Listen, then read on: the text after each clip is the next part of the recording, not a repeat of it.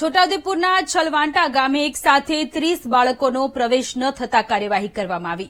Collector Anil ધામેલિયાને માહિતી મળતા ગામના તલાટીથી લઈ શિક્ષણ અધિકારીને દોડાવ્યા। કલેક્ટરની તપાસમાં ચોંકાવનારી વિગતો સામે આવી। 2017માં ગામમાં 42 બાળકોનો જન્મ થયો હતો।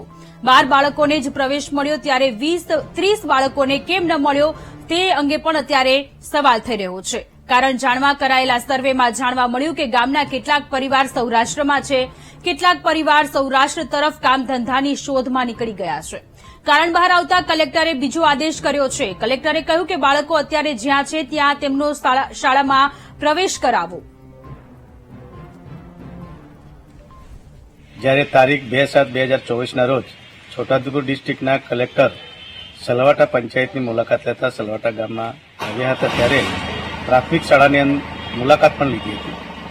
ત્યારે તલાટી ક્રમ મંત્રી અને ગામના આગેવાનો સહિત સલવાટા જૂથ ગ્રામ પંચાયતના જન્મ મરણ રજીસ્ટર મંગાવી અને અંદર જોયું ત્યારે 2017થી જન્મેલા બાળકોની સામે પ્રથમ એટલે કે પહેલા ધોરણની અંદર સલવાટા પ્રાથમિક શાળામાં દાખલ ઓછા થયા હતા।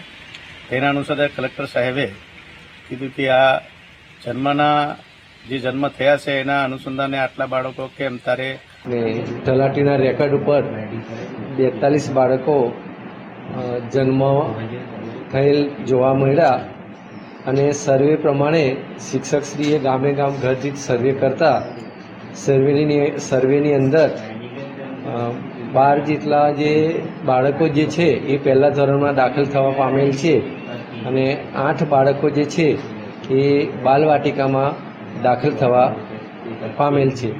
હવે આગળના જે બાળકો જે છે બીજા હવે એને સર્વે ઘર દીઠ મુલાકાત લઈને સર્વે કરવામાં આવશે। 2017માં ગ્રામ પંચાયતમાં 42ના જન્મ નોંધણી થયેલી છે।